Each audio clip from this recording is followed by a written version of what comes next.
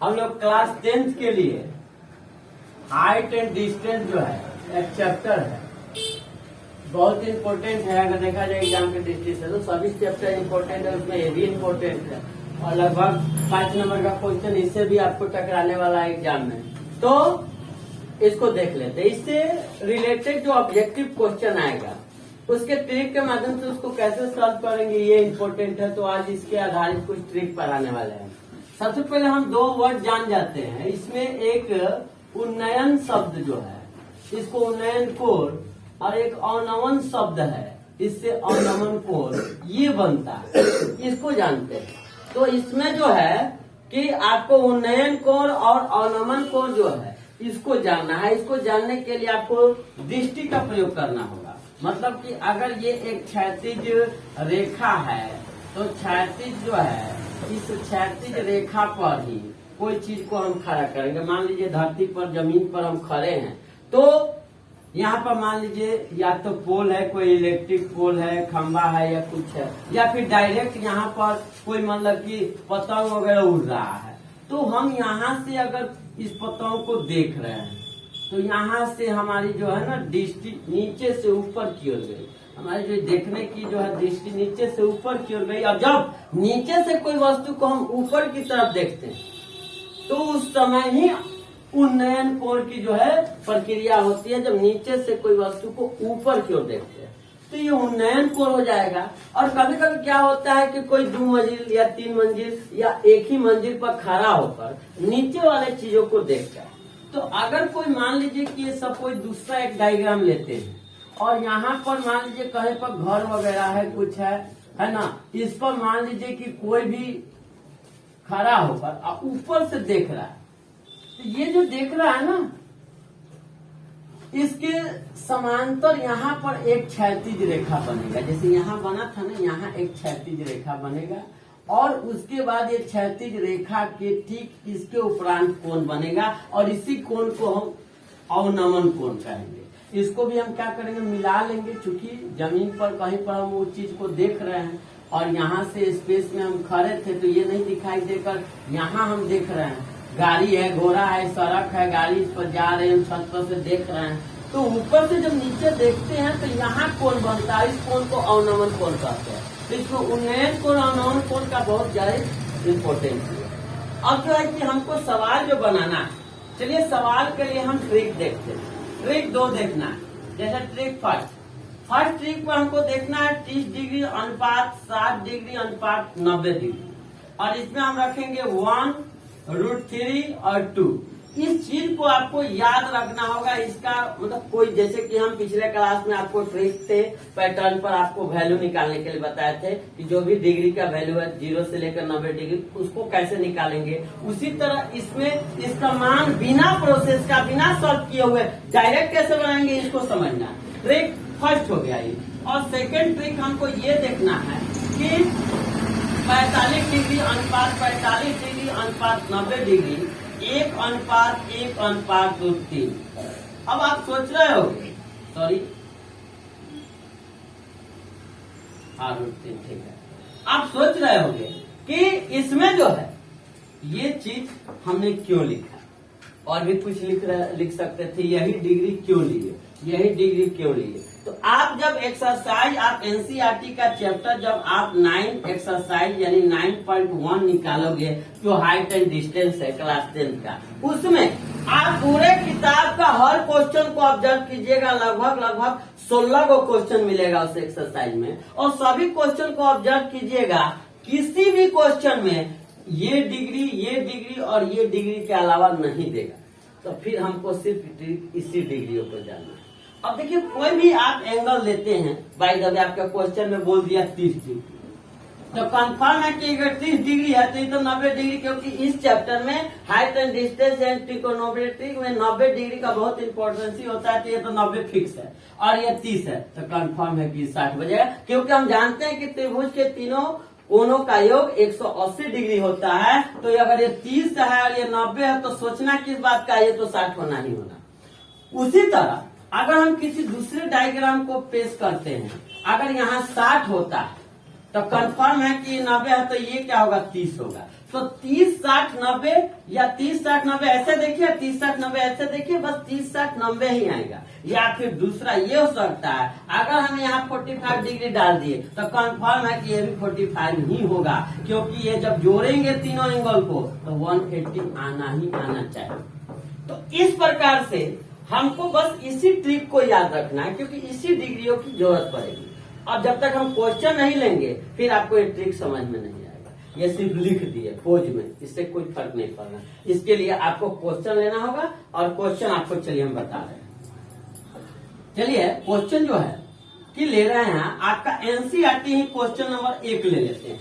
आप जब उस क्वेश्चन को पढ़िएगा तो एक सर्कस का कलाकार है, और वो सर्कस का कलाकार एक रॉप यानी कि एक रस्सी पर चढ़ रहा है।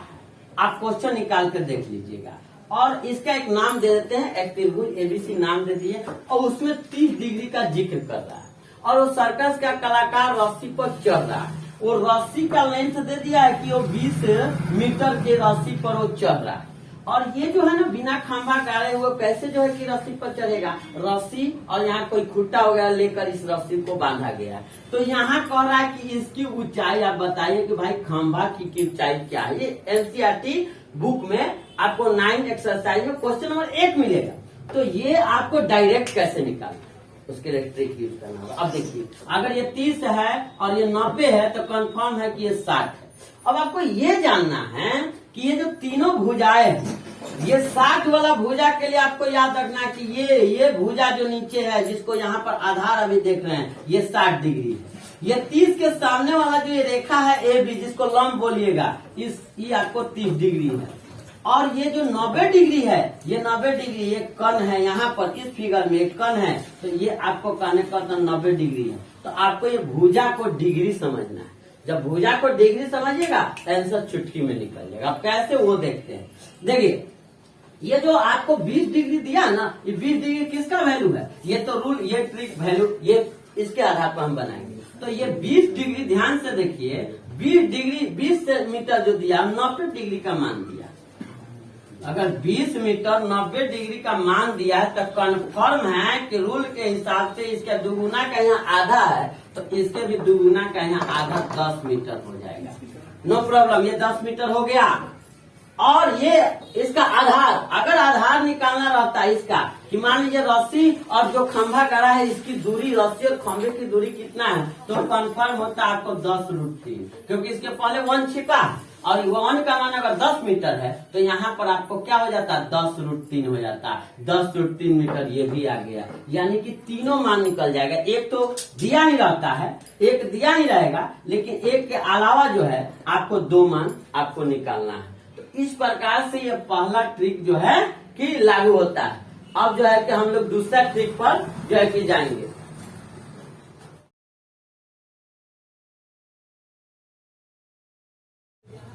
तो आपको बता दें कि सेकंड ट्रिक में जो हम बता रहे थे, सेकंड ट्रिक आपका जो था, सेकंड ट्रिक क्या था, तो सेकंड ट्रिक 45:45:90 था। इसमें 1:1 मान लीजिए कि √2 होता है। ये आपको ट्रिक सेकंड है। इस सेकंड ट्रिक पर आपको किसी का भी वैल्यू तो जरूर दिया होगा। एक साइड का वैल्यू क्वेश्चन में दिया रहता है, किसी का भी वैल्यू सपोज करो किसी का दिया है। मान लीजिए कि यहाँ पर लंब का वैल्यू 10 मीटर दिया होगा, तो ये तो 45 का वैल्यू हो गया। यहाँ 45 डिग्री है, ये भी 45 डिग्री है, तो सामने इसके है, तो ये जो 10 है ये किसका है, 45 का वैल्यू। अगर ये 45 का वैल्यू 10 है और ये लंब के रूप में, तो ये 45 आधार के रूप में आएगा, या क्षैतिज रेखा, तो ये भी 45 आपको 10 मीटर हो जाएगा। और जैसे कण में हम घुसेंगे, ये जो हाइपोटेनस है, तो ये आपको यहाँ √2 लगा है, इसके पहले 1 छिपा है, तो यहाँ 10√2 हो जाएगा। इस प्रकार से 45:45:90 वाला सॉल्व करेंगे। किसी एक साइड का दिया, बाय द वे यहाँ पर कोई वैल्यू दिया रहता, यहाँ पर जो भी वैल्यू दिया रहता उसमें क्या करते हैं कि हम √2 से डिवाइड करते हैं। उसी तरह अब ये तो क्वेश्चन आउट ऑफ मतलब की सिलेबस था, मतलब किताब में बुक में ऐसा क्वेश्चन नहीं दिया हुआ, लेकिन एनसीईआरटी का बुक में जो पहला क्वेश्चन अभी बताए हैं उसी अनुसार दूसरा क्वेश्चन एक पेड़ के आधार पर है, एक पेड़ पर आधारित। उसमें क्वेश्चन है कि ये पेड़ की ऊंचाई, सपोज करो कि ये भी पूरा पेड़ पहले था, लेकिन आंधी आने के बाद वो किसी जगह से क्या हुआ, क्रैक हुआ, टूटा, और टूटने के बाद जमीन से वो टच किया। तो ये टूटा हुआ भाग इतना दूर हो गया। ये जो नाम लिख रखे हैं सी और डी, ये टूटा हुआ भाग है पेड़ का। पहले भाग ए बी था पूरा, लेकिन अब जो भाग है आधा भाग बी डी हुआ और आधा भाग सी डी हुआ। बी डी और सी डी दोनों को जोड़ देंगे तो पूरा पेड़ का ऊंचाई B D plus C D equal to पेड़ की ऊंचाई होगी, पूरा पेड़ की ऊंचाई दो भागों में। तो H1 और H2 इसको मान लीजिए, और इसका भी डिग्री देखोगे ध्यान से तो 30 डिग्री दिया होगा क्वेश्चन में। तो अब जो है कि आपको बता दे कि 30 डिग्री देने के बाद अब आपको यही ट्रिक लागू होगा जो ट्रिक 1 में बताए थे, 30 डिग्री 60 डिग्री और 90 डिग्री। अब 30 डिग्री 60 डिग्री 90 डिग्री में आप देखोगे कि ये जो आपको पेड़ से जहाँ पेड़ टूट के झुकी हुई है उतना की दूरी क्वेश्चन में 8 मीटर दिया है। तो अगर 8 मीटर पूरा जो है कि दूरी दिया है जहाँ पेड़ है, पेड़ जिधर जमीन पर जाकर टच करता है, ये पूरी दूरी अगर 8 मीटर दिया है, 8 के सामने वाला डिग्री क्या है 60 है, तो कंफर्म है कि जो 8 मीटर है किसका मान है डिग्री 60 का मान। तो यहाँ पर हम डिग्री 60 के सामने इसको 8 लिख देंगे, और डिग्री 60 के सामने अगर 8 लिख देंगे तो अब आपको बता दे कि डिग्री 30 और डिग्री जो है 90 को फाइंड करना है। 30 के सामने H1 है और 90 के सामने H2 है। तो H1 और H2 को मान याद करना है। तो H1 के लिए 30 देखेंगे तो 30 यहाँ पर है और इसके पहले 1 लगा और यहाँ 1√3 है, तो यहाँ 8 के बदले यहाँ पर 8√3 लेंगे। बाई में लेंगे √3, क्योंकि एक रूप में आना चाहिए, एक के रूप में, चूंकि इसमें √3 है इसको हटाना होगा, इसलिए इसमें बाई √3 करेंगे। और जैसे इसका मान निकलता है ना, ठीक इसका दुगुना मतलब कि 90 डिग्री का वैल्यू होता है, क्योंकि यहाँ 1 है यहाँ 2 है, तो 1 का दुगुना 2 होता है। तो यहाँ जो भी मान होगा इसका ठीक दुगुना यहाँ पर वैल्यू आएगा। तो यहाँ पर 90 के सामने ही तो H2 है, यानी कि पेड़ का आधा भाग जो है वो H2 है। तो H2 का मान यहाँ पर 16√3 हो जाएगा। तो यहाँ पर ट्रिक के माध्यम से सिर्फ हम मान निकाल लिए कि इसका हो गया 16√3, इसका हो गया 8√3, लेकिन जब तक इस दोनों को जोड़ेंगे नहीं पूरा पेड़ का ऊंचाई आएगा नहीं, क्योंकि यहाँ पर लिखा हुआ BD प्लस CD। तो इसको अपनी भाषा में आप जोड़ लेना 16√3 प्लस 8√3, और इसको फ्रैक्शन का 8 जैसे बनाते हैं √3